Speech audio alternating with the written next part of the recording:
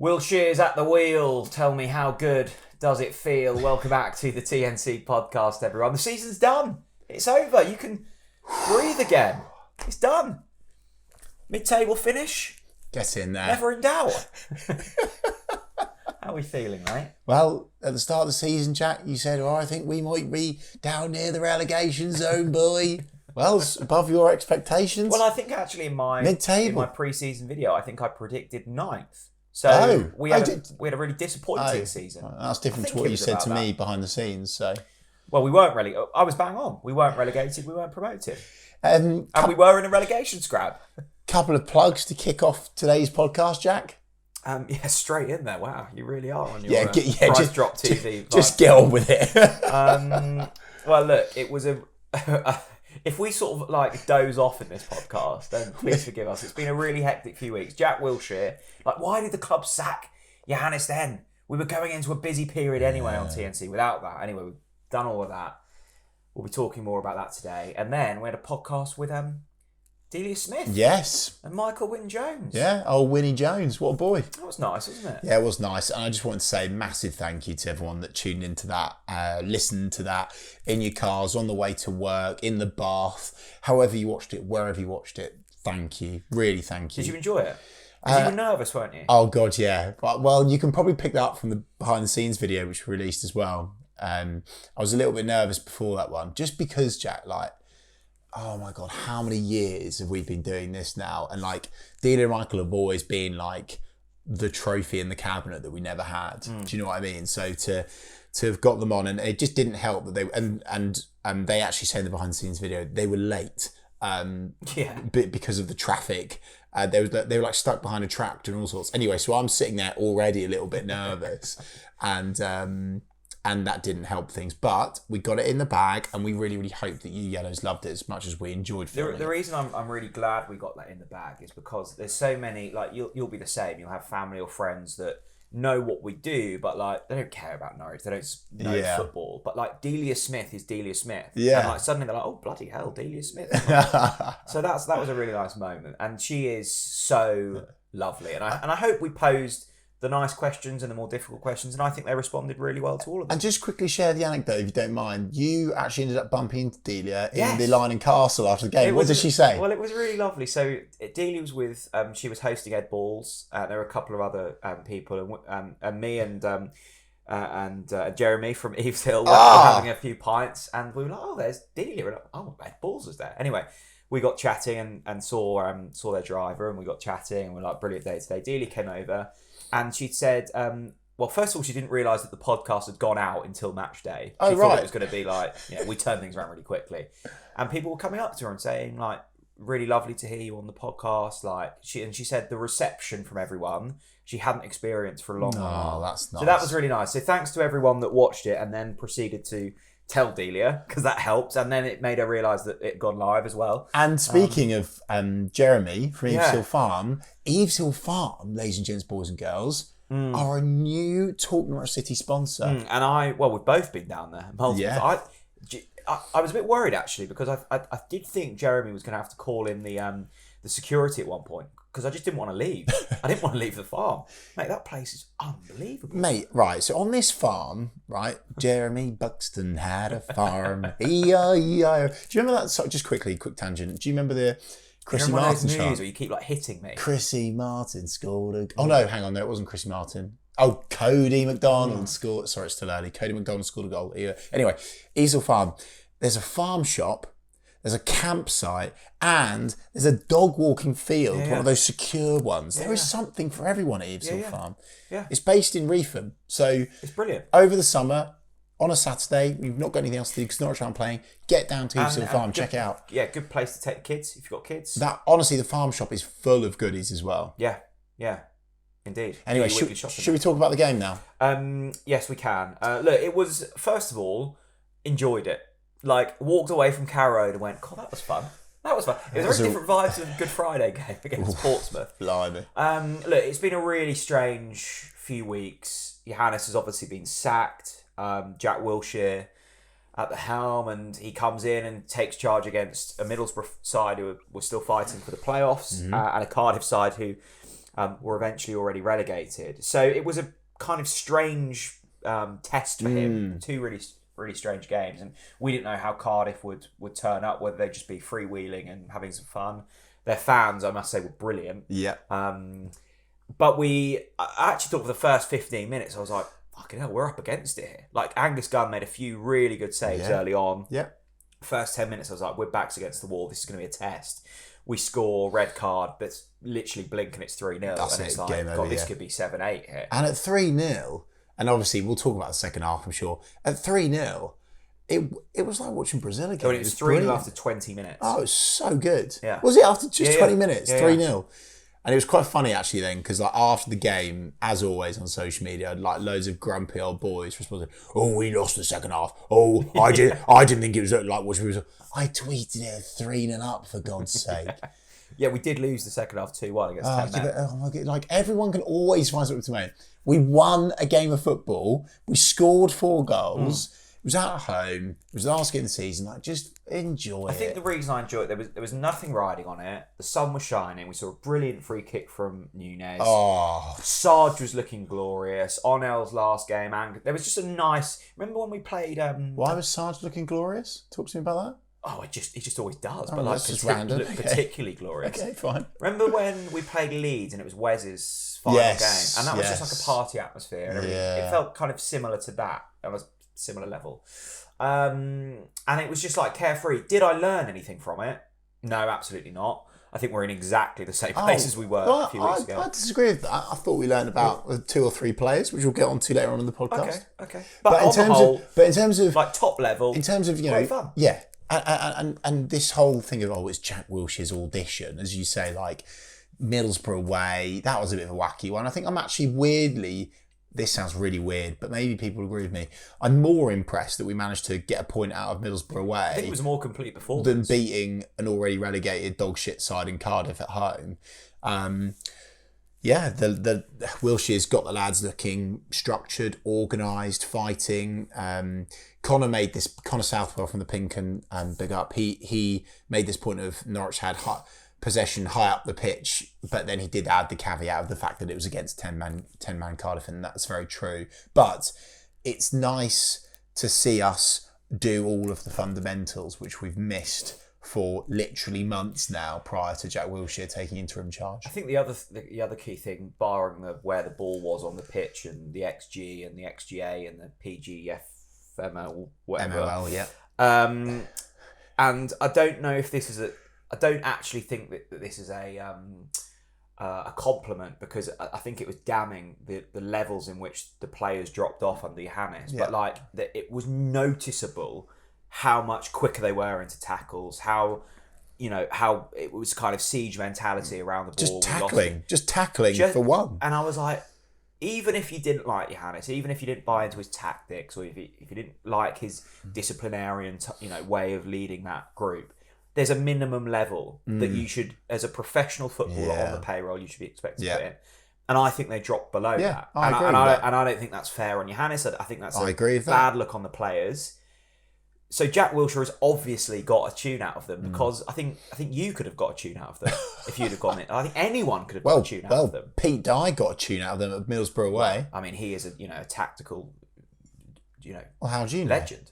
Oh, sorry. I thought you were about to disagree with me. No. Yeah, he is a tactical. Of course he got a tactical genius. Of course he got. Pete Dye, the kit man. Big up. There's obviously been a reaction, but there's a minimum level, and I think they fell well below that. But there were some tweaks under Jack Wilshere. Jack Stacey has become a right winger. Yeah, really interesting. Don't mind a bit of that. And by the way, as well, I think Rory McConville in the team. I love how now we can't say Rory; it has to be Rory God, he excites me. I know he does. He gets you going. He really does. Yeah.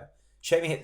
I'm surprised you've taken such a I'm surprised you've taken such a shining to him. Well, it's because I love him, but I don't love him as much as you. We played Brighton in the cup, and you were obviously on holiday. Swanning off, so you didn't do. I was in Vienna, yeah. So I got the call up as sort of like second choice. Yeah. And saw this like Man Mountain come on for Brighton, and I was like, fucking hell, he looks good. And then 2 weeks later, we signed him. I think it's just written in the stars. This is weird, really, where we've fallen to. So Jack Stacey right wing. My point was, Rob Butler did a bit with Jack Stacey for the scrimmage, and Jack really, really likes Jack Wilshere because they played with each other at Bournemouth, so there's obviously already that connection there.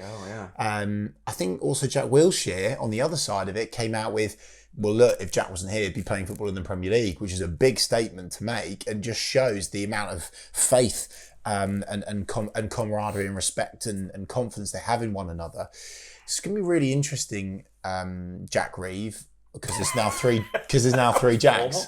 Too many Jacks. No, because there's 3 Jacks I mentioned. This is going to be interesting, Jack Reeve, because with regards to Jack Stacey, I was like, obviously now Kellen's doing so well, like, will he be thinking, where am I going to be? Like, am I going to be on the bench or competing next season? Like, what's the situation? I love Jack Stacey, by the way. I think he's a brilliant footballer. And then obviously now Jack Wilshere's here. Hey, maybe Jack Stacey's now going to be our new right winger. Who knows? Well, look, it throws up questions, and we'll get around the specifics of certain players. I mean, it all does stem around Jack Wilshere being at the wheel here. Yeah. And we are talking like he is just going to be the head coach. Do you think that is a fair comment? Well, like everyone else, and unless the club are going to pull out probably the biggest shock of a decade in terms of bringing in a new manager, maybe minus to Alex Neil, there's no rumours. I've no intel. I've know nothing. Actually, I do know something, which I will say, is that Gary O'Neill has absolutely not been interviewed for the Norwich job at this stage. I understand, I should say. He has not been interviewed. I know that for a fact. But apart from that, I know nothing about anything, right? So I think what that kind of looks like is it's pretty obvious that Jack Wilshere is going to be given the job. And I think Jack Reeve, that there could be there could be positives and negatives to Jack Wilshere, steering the ship for the really 25-26 season. Well, no. I think it's no. Well, no. Okay, well, that's interesting. So, do you think there's only positives to Jack Wilshere being the new manager? No, I jest. It's been an interesting couple of weeks because when Johannes got the sack, and then it's straight away. It's like, who's going to be the next manager? Yeah, as always. Obviously, there was chatter about Jack Wilshere, but it was like Russ Martin, Gary O'Neill, Steve Cooper. We were assuming that they were going to go external, and quite quickly that narrative changed. And I thought, everyone I think was like, I think Jack Wilshere is going to be the next head coach, and the one that really turned it for me was Johannes' comments in the Danish media last week, when he said the plan was always to bring Jack in to become the next head coach. He was brought here with the idea that he's a head coach in the making, and that when Glenn and I depart, he would step up. Now, that has been fast-tracked. I don't think anyone expected Johannes not to be here after 11 months, but that's the position we're in. Ben brought Jack here for a reason. I don't see a world unless Russ Martin throws himself at the club and goes, I want to be your head coach. Which he's not going to do. Where Ben goes... Which he's not going to do. ...in another direction. This is a really big call for Ben Knapper. Yeah. You can get one manager wrong, and I don't think anyone minds too much. You can't get 2 wrong. Well, or you can get 2 wrong if there's success in between. Sure. Because then you have buy-in, you have patience. But yeah, mate, there's huge pressure on this. This is the thing, and this is what I'm saying, that the negative, and I'm not trying to find negatives, but the negative of making Jack the gaffer is it puts so much pressure on Ben Knapper that it's a fast, instant start, right? And we need it next season after the way that this season has kind of petered out, dropped off a cliff, quite frankly. The other thing as well is we're replacing an inexperienced manager, someone that's only managed in Denmark, with love and respect, by the way, and I look forward to, hopefully at some stage in the not so distant future, talking with both Johannes and Glenn on the TalkNorwichCity podcast, I've no doubt they will both have very successful careers. Me too. Yeah. But my point is, inexperienced in England to Jack Wilshere, not you, Jack Reeve, knows the game. I know the game. I think he could have a massive player pool. I think players would love to work under Jack Wilshere because of what he's achieved in the game and the club that he's been at and the level he's played against. We all remember that game against Barcelona in the Champions League when he broke through, etc. Right? But he is factually an inexperienced head coach. Yeah, very inexperienced. He's managed 2 games, so I think. Will Norwich fans be patient with Jack Wilshere? Well, I think it's probably going to be the same situation as Johannes. I don't think they're going to be as patient this time either, by the way. So there's positives and negatives is my point, Jack. I agree. And I think when you put it like that, there is a real risk here that Norwich just make the same mistake again. I think the big difference that they're going to have to get right is that support around Jack. And Johannes said that in his interview with the Danish press. He said, obviously there were things along the line I would have changed, but the big learning from all of this is I was exposed. I didn't have my own people around me. Glenn had never worked with before, never worked with Jack, and he was trying to implement this quite punchy, aggressive style of football and philosophy, and you need buy-in from all areas, and he's essentially going in on his own to do that. Glenn's got to buy in, Jack's got to buy in, the players have got to buy in. If you can come in with a team that gets you, you've got so much more collateral in terms of do you know what, mate? And I think they've got to get that bang on with Jack. Oh, of course they do. Need to give him support. I think they need to bring someone in that he's worked with. Because that was weird. Johannes' backroom started. Don't forget as well, Narcissus Pilac left, Andy Hughes left. A changing goalkeeping coach as well. Paul Clements left. Then you've got Wilshere's coming in, but he wants your job. That's a bit weird. It is a bit weird. Like we can talk about future proofing and for the future. I agree. But it is a bit weird. And normally when a coach comes into a football club, they bring their own team with them, right? And that's why it costs so much money to hire and fire. So you're right, Jack Reeve. I hadn't thought about the. I'm going to have to. You better hope that Jack Wilshere doesn't get the job, because if not, I'm calling you Jack Reeve for a season. I think, too. Mate, I've been involved with Norwich for longer than Jack Wilshere. Surely he's Jack Wilshere and I'm Jack. Okay, maybe I'll think about it. Completely forgot my point. Basically, support around. He'll need some support. Yeah, some experienced support. And people that trust him and he trusts. Yeah. I quite like the idea of almost. I don't know, maybe a coach that he worked under as a player or something like that at Arsenal, or someone that he's worked. Yeah, whoever it may be, he needs support. If we give Jack Wilshere the job, which I think, I don't think it's a risk to say, I think that's 99% done. And we don't support him, I think this goes in the same direction that Johannes. Well, look, the difference is, but it's about the players that they bring in, Jack. Yeah, I think there is. I think there'll be a quicker buy-in from the players than Johannes had. I agree with that. I think you're right. I think they will want to fight and they'll want to run through a wall for Jack Wilshere. I think he does demand that respect. I like Jack Wilshere and I like what he's about. I like the way he communicates. I think he'll get a tune out of the players. Can he do that for 46 games? Well, what I would say is you've just said there, you think that he'll get buy-in. That's already done. Yeah, but anyone can get that after 2 games. No, I know, but I'm telling you for a fact, all of the players hugely respect Jack Wilshere already. That's a positive. That's a positive. Because you bring a new manager in, are they going to click straight away? It's going to take, they need to suss each other out. What about his tactics, his style? Maybe his dictation, his language, the way he communicates, etc. His man management. They get Jack Wilshere. They respect Jack Wilshere. I know that for a fact. So that's a really good thing. Okay.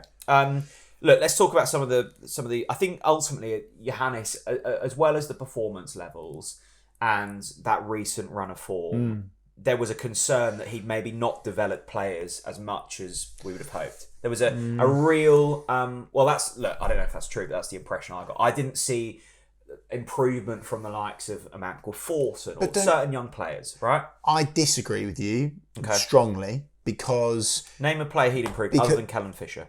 Well, no, but wait for it. I get your angle, but you're wrong. And the reason why you're wrong, just to repeat, you're wrong, Jack Reeve, is they were all injured.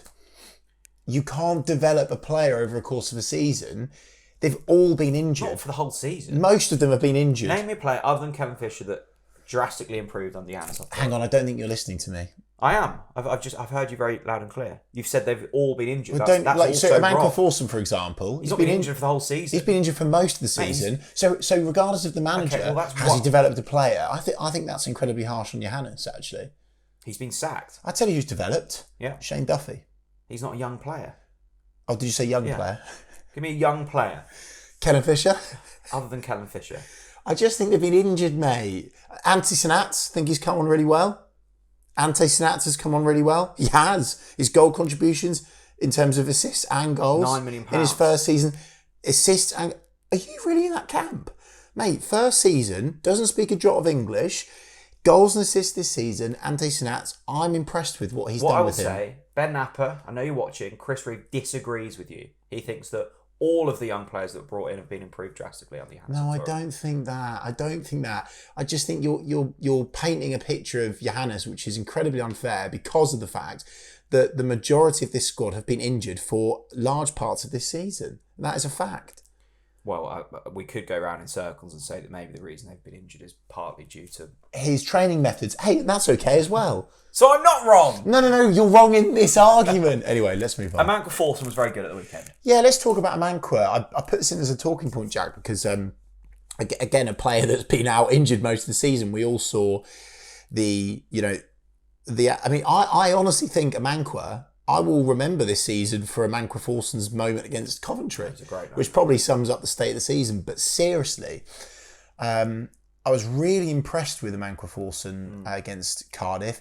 And yes, there's the caveat of 10 men. And yes, there's the caveat of the fact that they were already relegated. I get that. But let's try and get positive about this player. Because of his injury, he's come back into the side. Jack Wilshere starting him, raised eyebrows, including my own. I thought, oh, hello, this is interesting. That spices things up. Love his energy. Yeah, and do you remember pre-Palace? Do you remember pre-Palace before that injury? Yeah. And we spoke about the holy water on the TalkNorwichCity podcast in the swimming pool. Anyway, Emmanuel Forsson, he looked unbelievable. Yeah. And I'm really optimistic about him. I've seen him against Cardiff. I hope he has a really good pre-season, Jack, and we can see more of that. The energy he brought in midfield was fantastic. Some of his passing, the through balls. It's just the energy, which and I don't know if Norwich fans will be like, what are you talking about, Revo? You're talking nonsense, which I do most of the time. But I just like the look of Emmanuel. Yeah. Do you? He's got energy and he's buzzy, and I think Wilshere will like that type of player. Wilshere was similar to he was a had buzzing energy midfielder. And he was box to box. Yeah. He was always moving. Norwich need a player like Forsson to do well. They need someone like him to take a grip of the game and move things on, keep things ticking over. I liked it. And suddenly I keep bouncing between, oh my God, like next season's going to be a real slog, and I'm really excited because I'm looking at going, okay, we can build a squad around young players, Mahavo, Fisher, McConville, Right, stop, Forsson, pause, Oscar Schwartz. pause. Good young players, Chris. Pause. We'll come back to Emmanuel. Right, I need to have a serious word with you. Right. Are you going to say my pronunciation of someone? Yes. Lucien Mahavo. No. Lucien Mahavo. Mahavo. That sounds like a bottle of Rioja. Yeah. On the balcony in Tenerife. Mahavo. I'll call him Lucien. Mahavo. Okay. Please pronounce his name right. It's not difficult. Lucien. You sound like you went to private school and you didn't. Lucien Mahavo. Better. Say it again. One more. Mahavo. Okay. Mahavo. Anyway. Emmanuel Forsson. Yeah. Am I pronouncing his name correct? Yes. Emmanuel Forsson. Forsson, as we like to call him. Do you think that there's the core of those young players that we can build around next season? Because I've reeled off 6 players there. Well, look, it depends. I think it gets massively bolstered, that bit there, when it should be a when they sign Jacob Wright. Permanently. I would definitely be knocking on the door for Lewis Dobwin, as you like to call him. Yeah. You've got to stop calling him Dobwin as well. Didn't love his did you see his post at the weekend? Yeah, well, short but sweet. Oh, well, do you like that? You didn't love it, but kind of. Was that not a good buy for you? Kind of teased me a little bit. Really? I kind of looked at him. I think he's giving us a bit of a story there. Oh. I think he's kind of. I don't know, but it just. I read into it. I thought, no.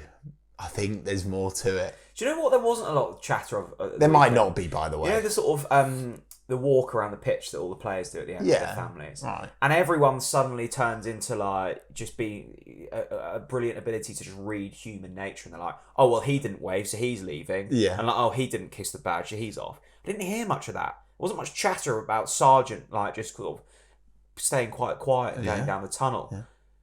You know, what did that mean? Does that mean he's staying? It wasn't really a goodbye. Wow. Well, yeah, I don't know. I think probably it was relief, to be honest with you, on most of the players.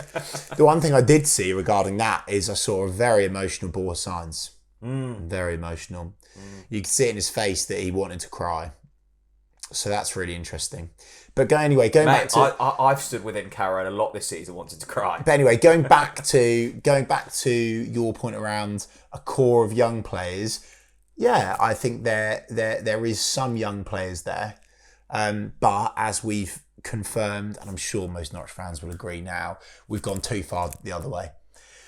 We had too many experienced players at the start of this season, or the end of last season, we should say.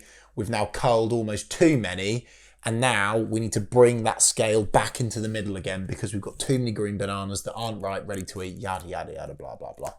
You do love your green bananas, don't you? Yeah. What's your fruit bowl like at home? Have you got a nice range of... Yeah, bananas. Bananas is an absolute non-negotiable. They've got to be in there. Do you get them green or you just go straight in? What the hell? When they're ripe? Well, I'm an online shopper. Oh, are you? So they rock up how they rock up. You're such a millennial. But when they come green, I'm like, oof, right. I've got to wait a couple of days. Probably 3. Delayed gratification. Yeah. Ben Knapper, he's got a huge... What's in your fruit bowl? Not a lot. Is there any fruit in your fruit bowl?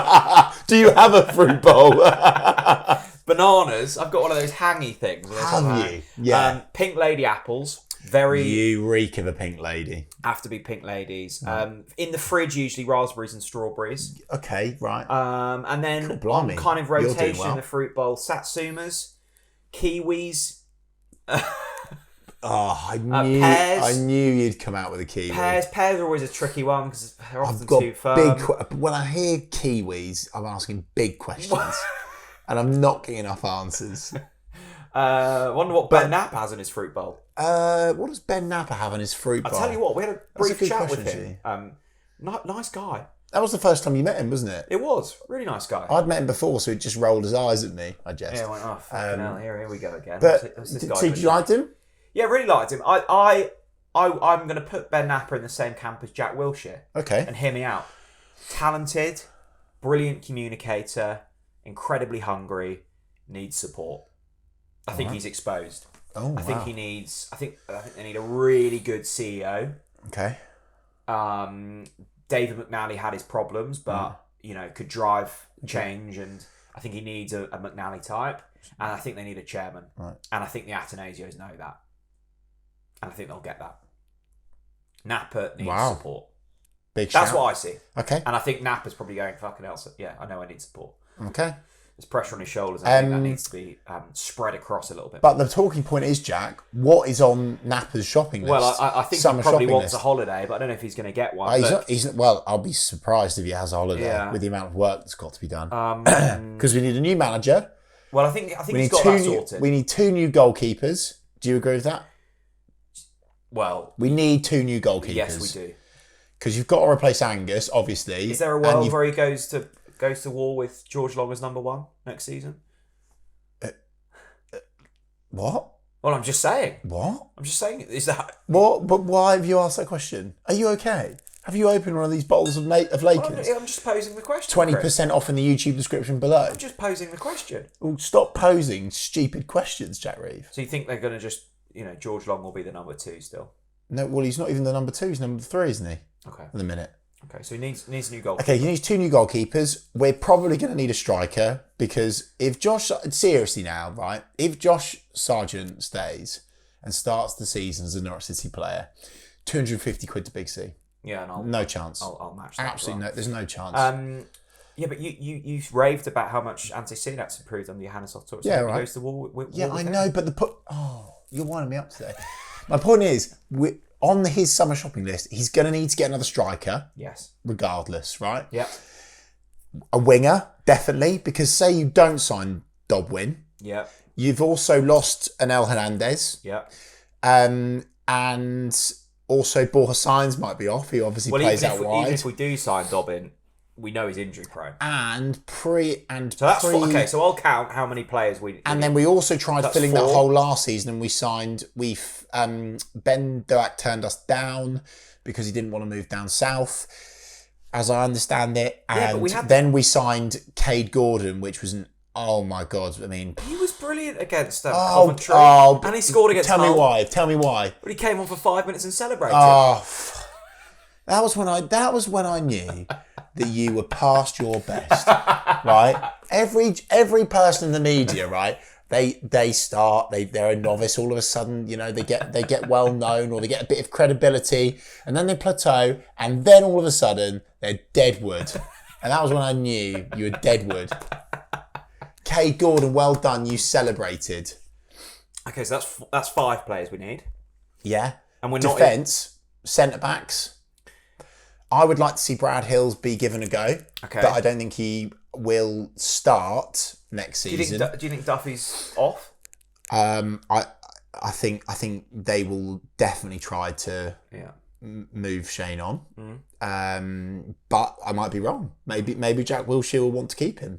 At the end of the day, Shane is an experienced head. You're also losing Callum Doyle. Yeah, probably. Again, probably. Weirdly, just putting out there, I could actually see a world where we try and get him back on loan again for another season. I could actually see that, because we obviously can't afford him. But Callum Doyle loves Norwich, has really enjoyed playing for the club. I would definitely try and keep Callum Doyle if we could afford him. That's whether that be on loan or permanently. I don't think permanent's an option, mind. But yeah, so we need defenders. Midfielders, you probably need some backup there, because Liam Gibbs, bless him, and I say that with respect, there's obviously just the injury concerns there. You've got Tony Springett hanging about. Who? You've got Tony Springett hanging about. Sorensen's gone. So you're probably going to need another couple of midfield bodies as well. He comes in. Yeah, but you're going to need a couple of midfield bodies as well, aren't you? And then, hey, by the way, I don't know this, but if they choose, for example, to make some money on Kenny before his contract runs out, maybe they'll need to sign another. So basically the point is, Jack, there's a lot on Nappa's summer shopping list. Speaking of which, if you've listened to the podcast up until this point, the hashtag of this week's pod is #Nappa time. Nappa time. Because it is the time for Nappa. So #Nappa time. Get it all over X, Instagram, and we'll share all of them as a thanks for your support. I think the thing is, I did just want to quickly touch on it. If you haven't seen it yet, check out the behind the scenes video we did for Delia. You get a little glimpse of what goes on. And we were obviously, you see the hour podcast that we filmed. We were probably at the training ground for probably about 3.5 hours in the end. And the thing I noticed, manager's just been sacked, and we've been at the training ground a couple of times before, just after managerial sackings, and there's a weird vibe around the place.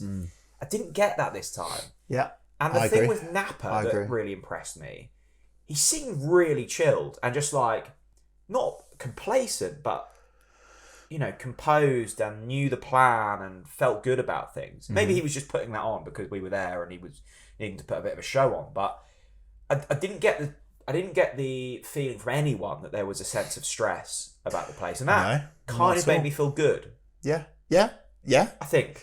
And by the way, the music being played on the training ground is not a rumour. That's true. It's bang on. What were they playing? We heard ourselves. Really it's kind of like summer grooves. Do you think that changes on a November afternoon at Colney when it's grey? Yeah, and then they turn it up to AC/DC or something. Who picks it? Who picks the music? Good point. I don't know. But I want to know now. Yeah. I'll find out.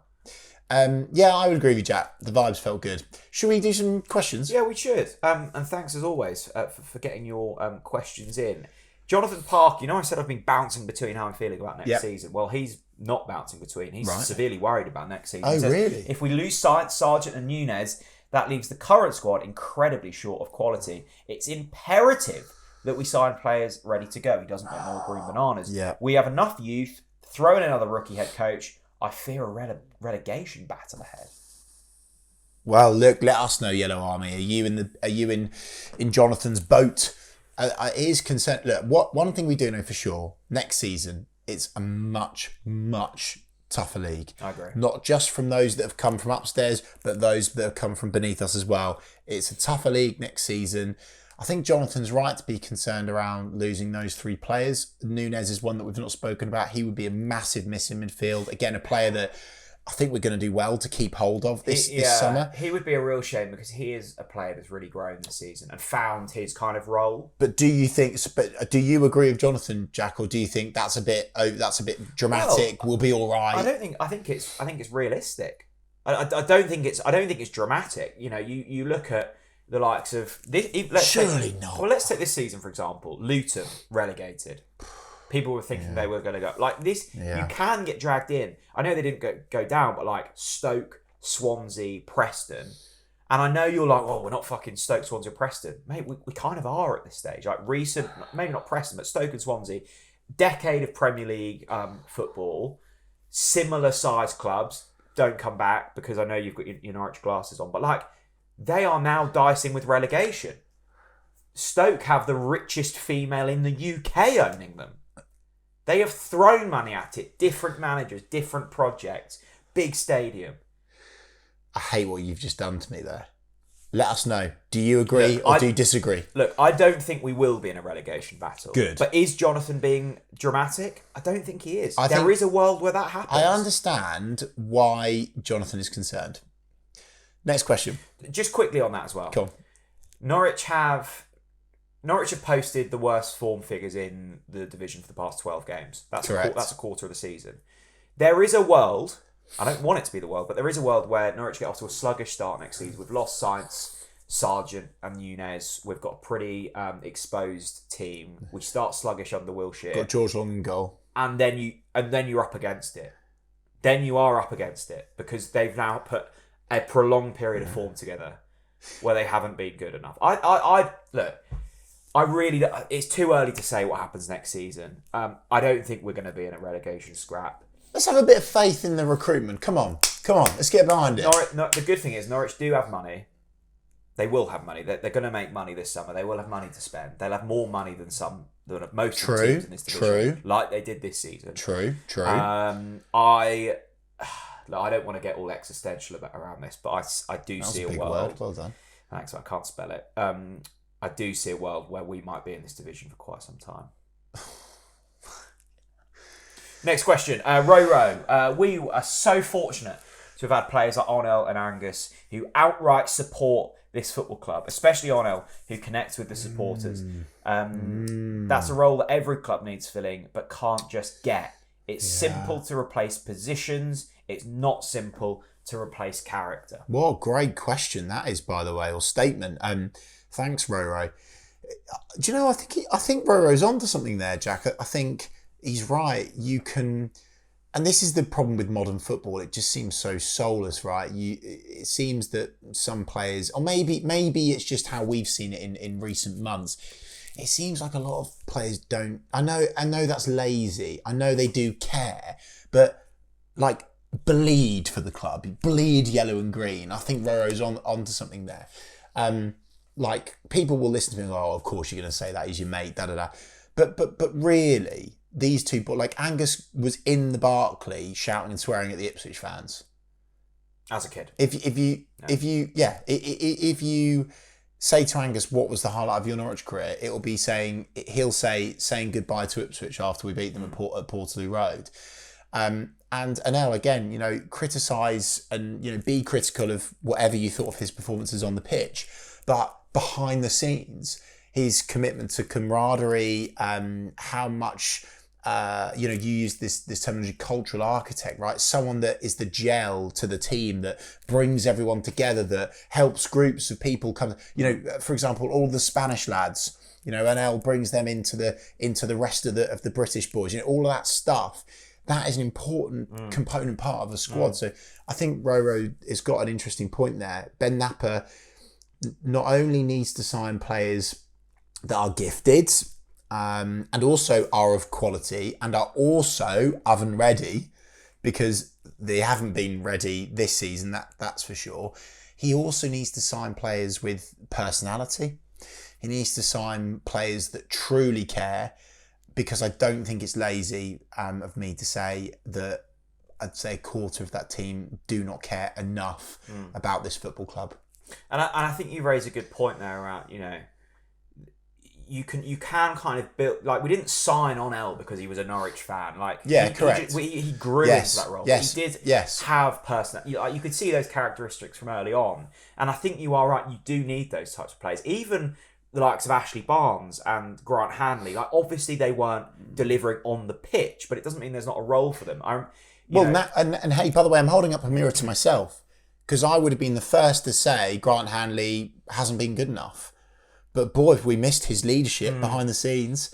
Boy, if you ask any of those Norwich players about Grant Hanley, they'll say, cool, yeah, what a captain, what a great guy, brilliant behind the scenes. And you know what? I think in this period, I think Ben Knapper probably misses Grant Hanley, because Grant Hanley was the man they went to bounce ideas off whether it was right to sack David Wagner. And he can give a read from the group. Yes. He can give a read from the upper echelon. So look, I'm not saying we'd failed the season because we got rid of Grant Hanley. Obviously not. But there is a role for those types of players. Yes. And look, just a quick word on Onel. That's hard to say. What a brilliant character. And his numbers weren't great, but he put in the thing with Onel, always gave 100%, loved his community, cared for his community. You need players like that at Norwich City. You need players like that. Any club, by the way. Any club needs that. So, yeah, I mean, people know that. And you can also see how those types of players are built up at Norwich, because we talked about it with Delia. It's one of her greatest strengths and one of her greatest weaknesses. Her emotional connection to those players, her genuine care on a human, put the football aside, on a human level. Yeah. And that, you get caught up in that. Yeah. Because you hang on too long, or you don't give the tough love when it's needed because you care so deeply. Yeah. And ultimately, I think you look over the last 15, 20 years, that's been the reason we've succeeded, and it's been the reason we've failed. Sit tight on Onel. You might hear from him this summer on the TalkNorwichCity podcast. Let's see. Tyler Kirk says, a statement, Forsen is going to be fantastic for us next season. Ooh, a man called Fantastic Forsen. Sounds like a Marvel film. Are you seeing that? Awesome Forsen? Next season? Look, I really want it to work for him. I think he's one of those players, you want to give him a hug. You want to, go on, Forsen. Take it by the scruff of the neck. I think he needs confidence. And such a nice guy, by the way. Is he? Yeah, such a nice guy. I see Forsen, early Marcelino Nunez at Norwich, I see in Forsen, where he doesn't quite know his role. Okay. There's a player in there, but he's confused. Oh. And I think Jack Wilshere is the perfect man to find his role. I agree. This is what you do. Yeah. You're a talented footballer. Yeah. Go out there and believe in yourself and go and do something special. What I would say is a massive positive for Jack Wilshere as well here is there's no better coach for a man called Forsen than Jack Wilshere. Been there, done that, got the T-shirt. A man is so energetic, isn't he? Box to box, a through ball, a shot. We saw it against. I mean, that moment against Coventry this season, absolute carnage at Carrow Road. By the way, assist for Onel that game. By the way, anyway, a man called Forsen, brilliant. I really hope it works for him next season. And you know what, Jack? I think it will. I think he's going to be one of our better players next season at Norwich City. I really, really do. We just that midfield has been our downfall for quite some seasons. What you can't have, and I don't know where Jack sees Amankwa's strongest position is. Like, he's kind of, I'm not saying Jack has done this, but he's kind of played quite a lot on the right wing, and I'm not overly sure about that. But we'll see. What I am slightly concerned about is like a Jacob Wright forcing Amankwa, someone else in the middle. That's quite lightweight. I think we need a bulldozer in there. Do you? An Isaac Hayden type. Remember when we thought he might be half decent? Oh, mate. Do you remember, honestly, and by the way, him coming to Carrow Road with Pompey and bossing it, I just thought, oh my God. That was, I think for me, the most depressing moment of this season. Because he is shite. This is a good one for... He was always injured. This is a good one from Chris Allen. Let's do quick fire on this. Hello. How many of the starting 11 versus Cardiff will be here next Right, season. go through he them thinks then. 4. You've got the team sheet on the I've got notes. the team sheet here. So the starting 11 was How many will be here next Angus season? Gunn. Well, he's not here next season. Rory McConville, Rory will be here. Shane Duffy, I don't think he'll be here. Callum Doyle, I don't think he'll be here. Kenny McLean. Although I hope he'll be here. I've got a feeling he goes. I don't know why. Really? Yeah, I do. It's a weird one, isn't it? I'm going to say he will be here next season. Jack Stacey. Yeah, I think he'll be here. If Jack Wilshere gets the job, Jack Stacey stays. Jacob Wright. Yeah. Fortuna Manqua. Yeah. Marcelino Nunez. No. Borja Sainz. No. Joshua Sargent. No. So 5. Not many, is it? There's a lot of work to do. And hey, by the way, I think I've been generous on a couple of those ones. It just reinforces the point that We need Mr. some... Nappa. I hope you've got your holiday in soon. Well, and the Atanasios as well. Please, just please inject some cash, baby. Let's go. William Tyler says this squad needs quality, proven championship players to help us challenge for top 6 next season. With more experience needed. It's that balance, isn't it? Yeah. Because you equally want players to come and prove something. Might have I'm just teasing this now, by the way. What's the day? Tuesday. Might possibly have an exclusive coming out on Thursday. Oh. I've not even told you this, actually. Yeah. No, you haven't. And I'm not going to tell you either. Thursday. Might have something regarding what I've just said there. Wow. Let's see. I genuinely don't know what you mean there. Okay. That's throwing you off, isn't it? Yeah. That was it. Thanks for watching the TalkNorwichCity podcast. Seriously, thanks for watching the TalkNorwichCity podcast. It's been a great season. I said to Chris before this started, I can't recall a season that feels like it's gone as quick as this one. I honestly, I was there at the Kassam Stadium, start of the season. Jesus Christ. That felt like last week. I remember like minute by minute of what I did that day. See, I think it's gone really quickly, but then also there's been weeks where it's felt like 25 years when we've had 3 games in a week and we've been so painfully shite. That never-ending January did feel quite long. 20% off in the description. Don't forget to get down to Eves Hill Farm over the summer. Go and visit their farm shop. Yeah.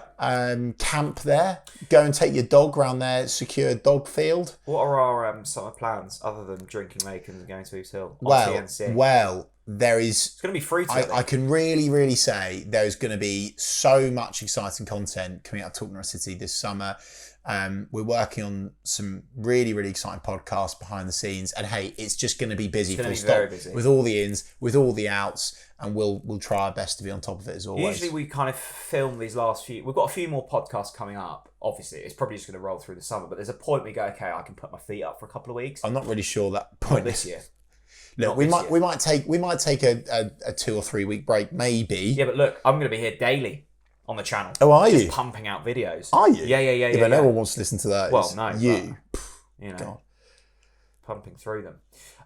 Thanks very much for watching, everyone. Yeah, cheers. Thanks for putting up with this. Seriously, thank you for watching this season, guys. We know it's been a bit shite for large spells, but we got there. We got there together. We got there. Here on the TalkNorwichCity podcast. Thanks for watching, everyone. Take care. Have a lovely summer. We'll be back soon. I don't know why I'm saying that, but still, have a lovely summer. Yeah, do. And enjoy the sun. Bye, everyone.